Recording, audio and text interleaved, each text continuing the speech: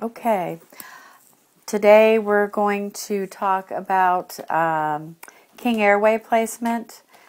Our King Airway is considered a rescue airway, along with the combi tube or the LMA in adults, or other similar type of rescue airways. Generally, the King is used after 2 unsuccessful intubation attempts. Or if you feel that it is a difficult airway after assessing the patient and assessing their vocal cords and their airway. The King Airway comes in different sizes. I have one size here is the number 3. It comes in a package, one King, along with a syringe for inflating the cuffs.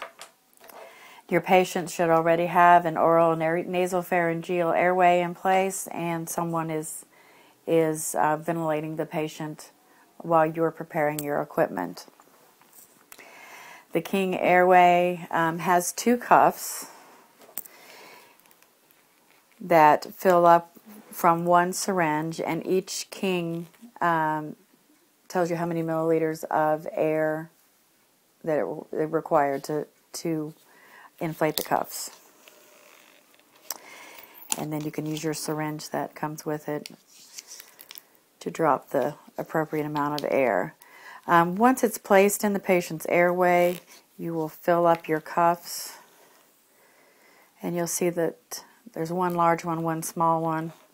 The large one is in the patient's oropharynx, and the smaller one ends up in the patient's esophagus. And you can kind of see how it's placed in this model of the airway. Let me take out the air and insert it into the airway. As you can see, that when this cuff goes into the esophagus, then you still have these ventilation openings for when you ventilate the patient. That air will go into the lungs.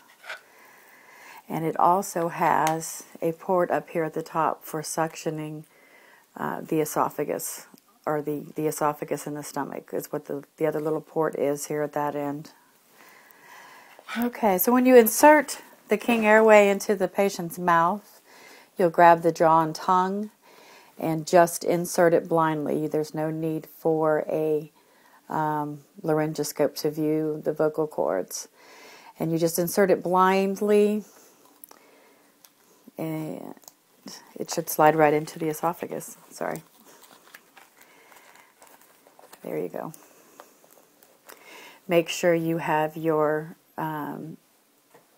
inflation tubing still out, and note where your where the teeth are. The King Airway, you kind of it goes in until you meet with resistance, and you hold it in place, holding the patient's jaw and the tube, and inflate the cuffs inside the patient's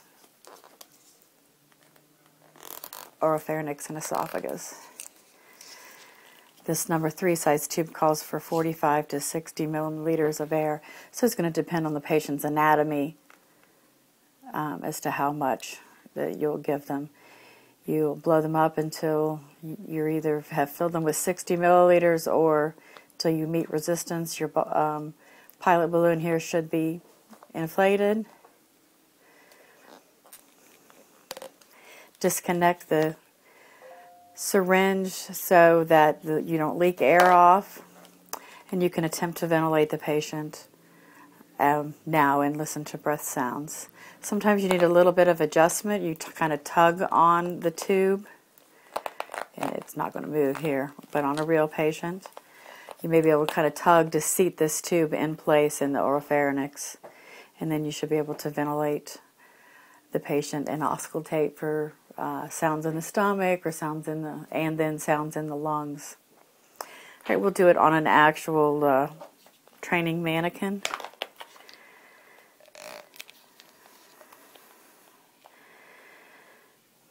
Again, the King Airway is generally going to be used after 2 unsuccessful intubation attempts. or if you assess the patient and airway and find that you are not going to be able to actually insert an intubation tube. I am probably going to need some lubricant.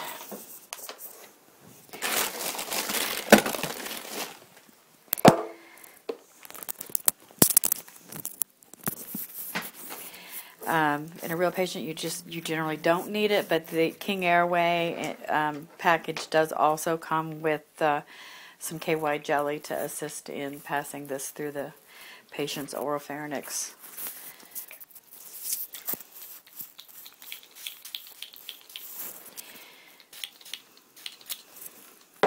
And with the KY jelly, you'll rub it all over the end of the tube and over the balloons.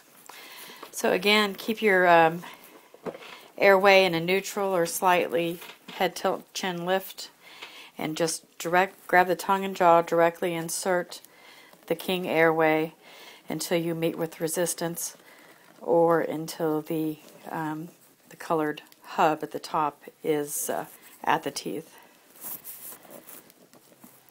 Okay. Hang on to the tube until it's seated in place.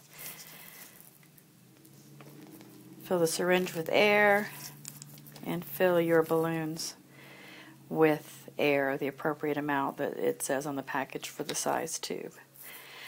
Again, this one was 45 to 60 milliliters or cc's. Okay, my pilot balloon is filled. The bulbs are filled. Give it a little tug and make sure it's kind of seated in place, and attempt to ventilate your patient with the bag valve mask.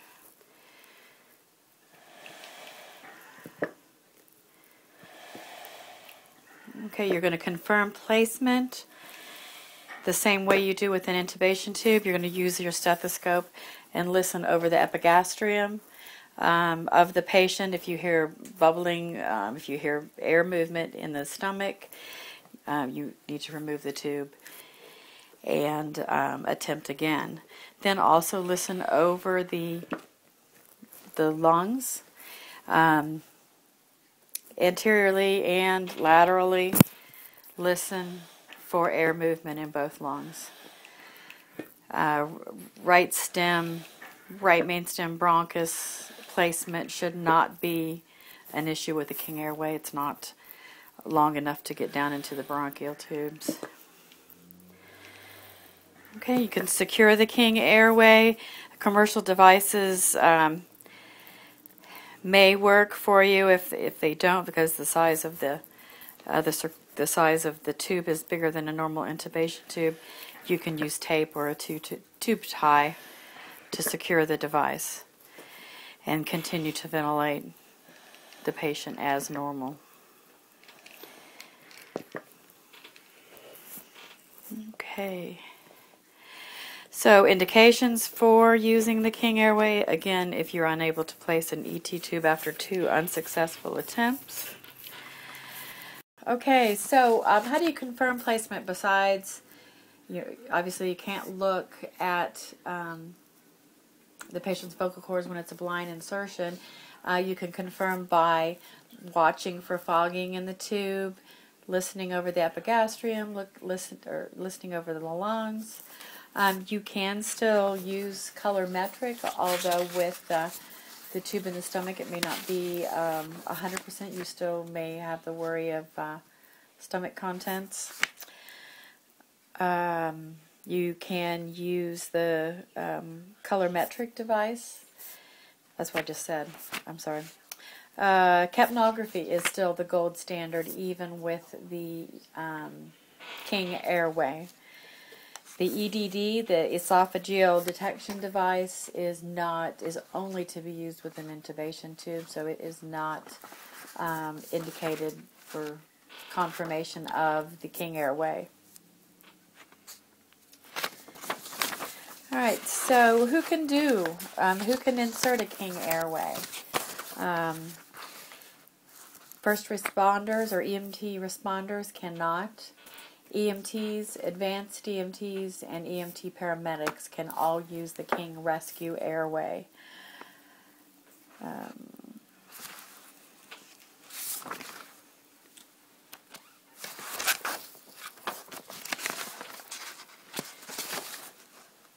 Sorry.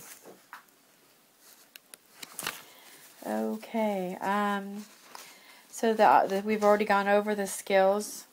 The different sizes for the King Airway are the size 3, 4, and 5. We actually carry size 3 and size 5, which should meet the needs of any patient size. They're not indicated for children. The King Airway is a rescue airway for adults only, and is secondary to intubation attempts. The LMA can also be a rescue airway for adults, and the LMA is your primary airway for pediatric patients.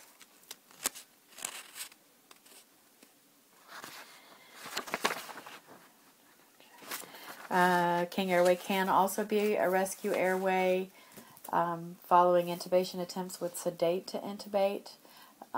Again, try to assess your patient prior to sedation for the type of airway they have, if you have a chance of a successful airway with an intubation prior to going to the King.